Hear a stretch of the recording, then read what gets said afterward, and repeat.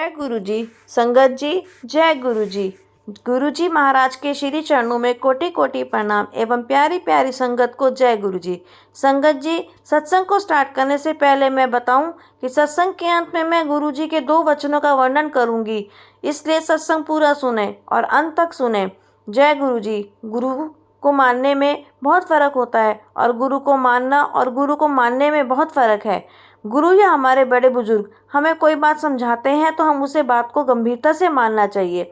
गुरु की सिखाई और समझाई बातें हमारा अहंकार दूर करती हैं, हमारे अहम का नाश करती हैं, क्योंकि अहंकार करने से मानवता का अंत होता है। इसलिए हमारे गुरु जी महाराज कहते हैं अपनी संगत से कि हमें अहंकार का त्याग करना चाहिए, बल्कि हमें हृदय से सभी के लिए अच्छा और सेवा भाव की भावना हमारे अंदर होनी चाहिए। गुरुजी कहते हैं कि अहंकार से सब कुछ हमारा बर्बाद हो जाता है और सेवा भाव से जीवन में सुख और शांति बनी रहती है। संगत जी, गुरु को दुख में ही ना पुकारे, क्योंकि ये स्वार्थ होगा। अगर आप अपनी खुशियों में भी गुरु को याद करते हैं तो सही मायने में यह आपकी गुरु के प्रति सच्ची अरदास होती है।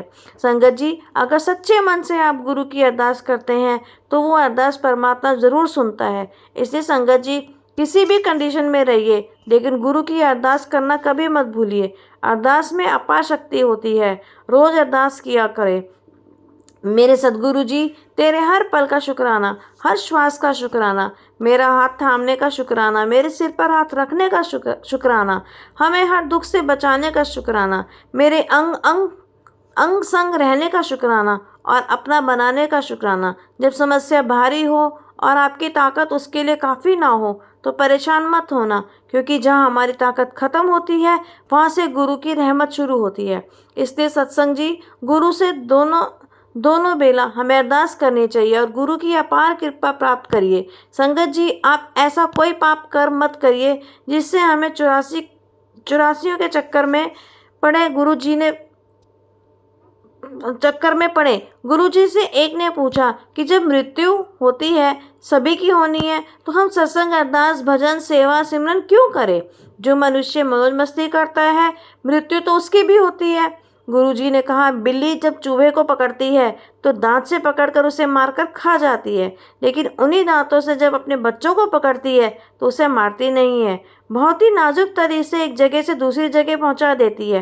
दांत भी वही है, मुंह भी वही है, पर परिणाम अलग अलग है।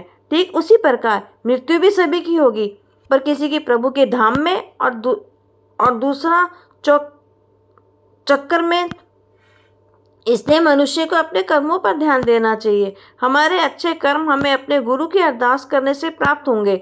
संगत जी, हमें दोनों बेला गुरु की अरदास करनी चाहिए। अरदास में अपार शक्ति होती है। संगत जी, मैं गुरु जी के 2 वचनों को सुनाती हूँ।